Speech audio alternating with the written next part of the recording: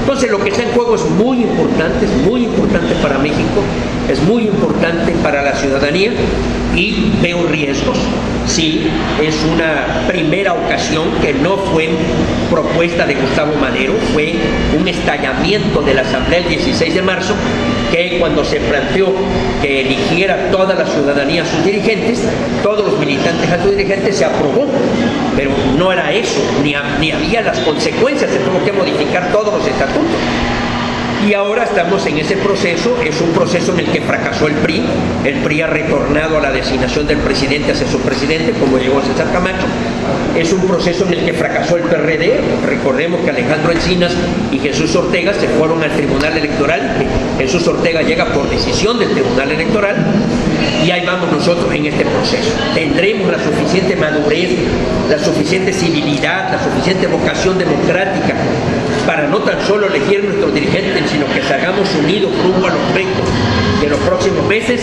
Esa es una de las cosas que está a prueba. Nosotros, en lo personal, yo me incliné por Juan Manuel Oliva. Posteriormente, cuando vino la alianza entre Juan Manuel Oliva y Ernesto Cordero, me incliné por esa fórmula. Creo que es una fórmula con mayor calidad, con mayor autoridad moral, que significa un cambio en la unidad. O sea, no tan solo es la convocatoria única, ni tampoco lo que dice Gustavo Madero, el camino ganador. No. Lo importante, antes que los triunfos, es el partido, cómo está, es congruente, gobierna bien, cómo estamos en lo interno. En lo interno hay un malestar en la militancia hacia la dirigencia.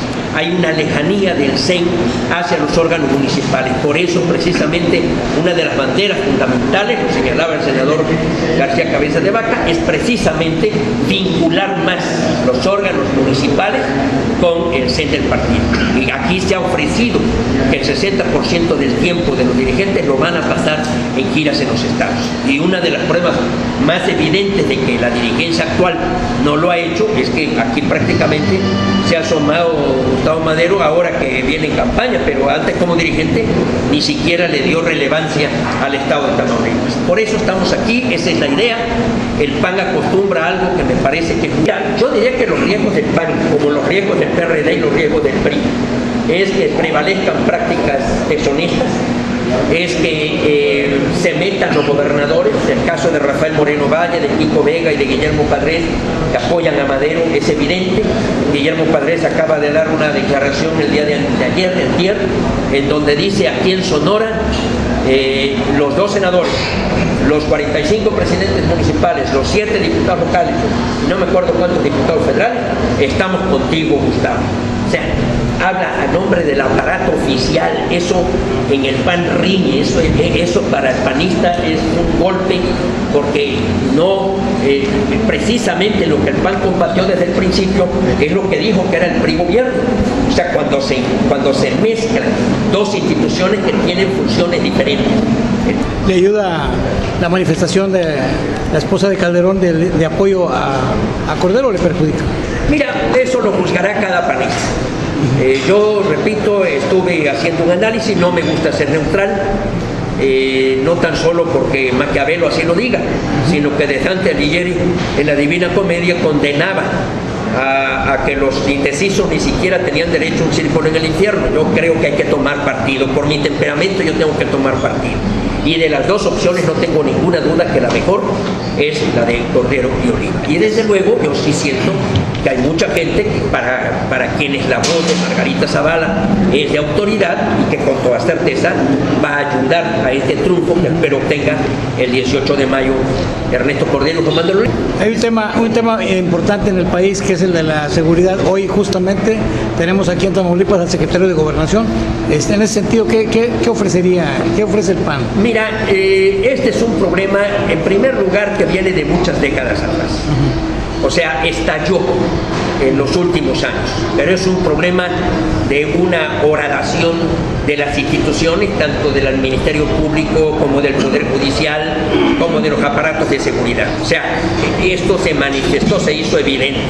se dejaron de utilizar otras rutas de la droga a lo que es el mercado más importante del mundo, que es Estados Unidos, porque había rutas en forma directa. Ahora se utiliza el país y evidentemente pues es una actividad que provocó una enorme delincuencia y lo que es el crimen organizado.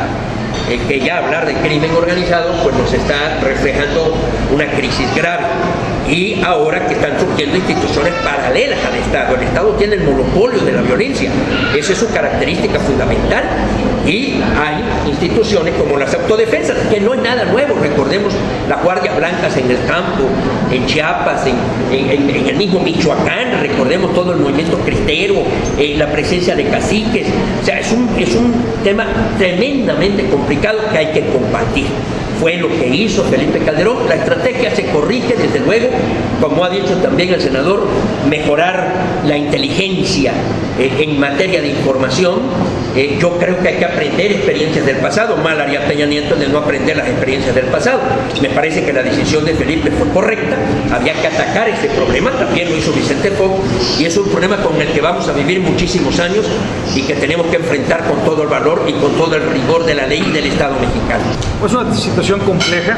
Ya tuve la oportunidad el día 11 de marzo, a nombre de mi grupo parlamentario, de presentar un punto de acuerdo donde exhortaba al gobierno federal y al gobierno del Estado a implementar una nueva estrategia integral de seguridad pública.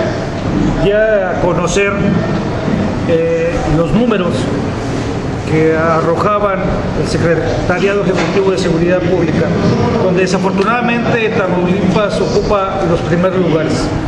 Primer lugar de secuestro, entre los primeros lugares en extorsión y cobro de piso, primer lugar en robo de combustible y desafortunadamente también primer lugar en desempleo.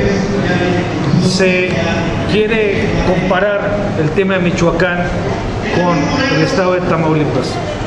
Y si es cierto que hay situaciones similares, por supuesto que no son iguales. El caso muy particular de Michoacán se encuentra el tema de las autodefensas.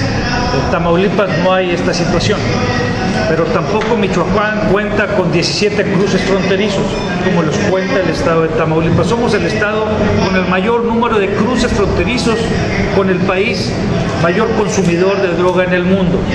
Contamos con 3 puertos, que son el puerto de Tampico, Altamira y Matamoros. Somos el único estado en el país con 5 aeropuertos internacionales: Nuevo Laredo, Matamoros, Reynosa, Victoria y Tampico. Por supuesto que esto lo hace muy atractivo para los grupos delictivos. Sin embargo, no se ha aplicado en Tamaulipas una estrategia integral. Eso es lo que pedimos de urgente resolución. Los diferentes grupos parlamentarios apoyaron esta propuesta de un servidor. Sin embargo, se requieren 2/3 partes para que sea de urgente resolución. El PRI lo votó en contra, diciendo que no era urgente. Días después se inicia una ola de violencia en todo el estado, no se diga en Tampico y Reynosa, que al día de hoy ha causado y ha generado muchas muertes, entre ellos pérdida de la vida de personas inocentes, ajenas a los problemas de la delincuencia. Probablemente, si ese exhorto hubiera sido de urgente resolución en ese entonces, y la estrategia de seguridad que hoy en día, el día de hoy, quiere implementar el gobierno federal, probablemente se hubieran evitado varias muertes. Sin embargo, qué bueno que el gobierno federal ya está volteando a Tamaulipas, pero como lo dijimos en su momento, no se trata de implementar cualquier estrategia, no se trata de solamente mandar a las fuerzas federales a combatir a la delincuencia. Se trata de una estrategia integral que tenga que ver con el trabajo de inteligencia, con el trabajo de prevención. Una estrategia en la cual se restablezca el tejido social a través de apoyo a programas sociales, el rescate de espacios públicos, el apoyo a la educación. algo similar a lo que ya funcionó en Ciudad Juárez. El pasado gobierno, encabezó el presidente Calderón, implementó una estrategia integral donde tienen que participar los sectores productivos, donde tiene que participar la sociedad para que sea esta la que esté evaluando el desarrollo y el buen funcionamiento de una estrategia. Si esto se lo dejamos al puro gobierno, difícilmente va a funcionar. Esto no lo digo yo, esto ya lo mencioné yo en su momento. Sin embargo, casualmente la semana pasada el embajador de Estados Unidos en México, el señor Anthony Wayne, hizo referencia precisamente de este antecedente, de cómo se aplicó en Ciudad Juárez una estrategia integral que dio resultados. Me han preguntado a mí qué estrategia hay que hacer en Tamaulipas. Se tiene que hacer un traje a la medida dadas las circunstancias que se están viviendo. Pero esta estrategia no puede funcionar si no hay el compromiso de los tres órdenes de gobierno. Pareciera ser que el gobierno federal está actuando. Tenemos que ver si es la misma actitud que asume el gobierno estatal y los gobiernos locales para poder llevar a cabo esta estrategia y restablecer el orden y el Estado de Derecho en el Estado de Tamaulipas. Mi trabajo hoy en día es como senador de la República. Todavía falta tiempo para la sucesión a la gubernatura del Estado. Sin embargo, lo que les puedo yo anticipar y asegurar es que la alternancia en Tamaulipas es inevitable. Acción Nacional va a gobernar el Estado de Tamaulipas. Y si que voy a estar yo ahí, por supuesto que voy a estar ahí apoyando y respaldando a mi partido, eso que no les quede la menor duda. Pero el día de hoy, mi trabajo es desde el Senado de la República. En este tiempo tengo una encomienda partidista. Fui invitado por parte de mi buen amigo Ernesto Cordero y Juan Manuel Oliva a ser parte de esta planilla, la cual me siento sumamente orgulloso, porque es la primera ocasión que en 75 años alguien que aspira a la dirigencia nacional invita a un tamaulipeco, a un panista tamaulipeco a ocupar una posición directa de esta naturaleza. Cuando me han preguntado qué opino al respecto, yo lo que les digo es que el panismo tamaulipeco ya ganó, porque ya hubo quien tomar en cuenta al Estado de Tamaulipas. Esa es la importancia que le da hoy en día Ernesto Cordero y Juan Manuel Oliva al Estado de Tamaulipas, donde ellos están plenamente convencidos que de igual forma la alternancia va a ser inevitable y que Acción Nacional va a gobernar a partir del 2016. El señor Gustavo Madero jamás vino a Tamaulipas en el 2012. Ellos consideraban que Tamaulipas se iba a perder. Esa era la confianza que le tenía Gustavo Madero al Estado de Tamaulipas. Y no solamente ganamos, boqueteamos aquí en Tamaulipas, ganando las 2 senadurías, 5 de las 8 diputaciones federales, y donde los senadores, en el caso de un servidor, sacó la votación más alta que ha tenido un senador en el Estado de Tamaulipas. Y bueno, pues qué lamentable que en ese entonces Gustavo Madero no vino a apoyarnos, ahora sí viene a querer pedir el apoyo. No me queda la menor. Electoralmente los números y el territorio que actualmente tiene el PAN, ¿cómo andan en esos comparativos con ahora sí que el mayoritario, que es el PRI? No entendí bien la pregunta. El territorio gobernado por el PAN y el número... Gobernamos el 35% del territorio de la población en Tamaulipas, es gobernada por Acción Nacional. Pues resulta que sacó un engendro de reforma hacendaria, entre ellas aumentar el IVA en la frontera de un 11 a un 16%, afectando al 52% de las familias tamaulipecas, afectando al sector que hoy en día es una palanca de desarrollo, que es el sector maquilador, al no permitirle poder reducir las prestaciones hasta el 50%. En pocas palabras, nos restó competitividad. ¿Quiénes fueron los que salieron a defender a las familias tamaulipecas? Precisamente los legisladores de Acción Nacional, tanto diputados federales como los senadores de la República, especialmente Ernesto Cordero, que fue quien puso la tribuna precisamente para dar el posicionamiento por parte de Acción Nacional y darle a conocer al secretario de Hacienda que la reforma que estaba llevando a cabo simplemente iba a perjudicar directamente a las familias mexicanas, muy especialmente a las de la frontera. Entonces yo creo que sí hemos respondido precisamente a quienes nos dieron su confianza con su voto.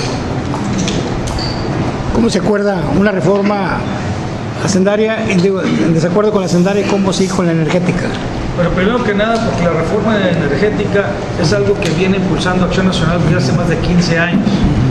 La reforma constitucional que se aprobó no es la propuesta de Peña Nieto, es prácticamente el 90% de la propuesta que hizo Acción Nacional, donde le vamos a permitir que exista inversión privada, donde fortalecemos a petróleos mexicanos, donde los hidrocarburos siguen siendo propiedad de todos los mexicanos, pero donde, en el caso muy particular de Tamaulipas, sin temor a equivocarme, será el estado más beneficiado con esta reforma.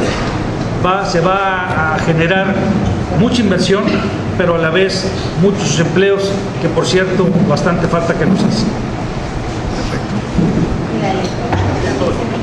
Esa la sacamos adelante el miércoles. Perfecto. Gracias.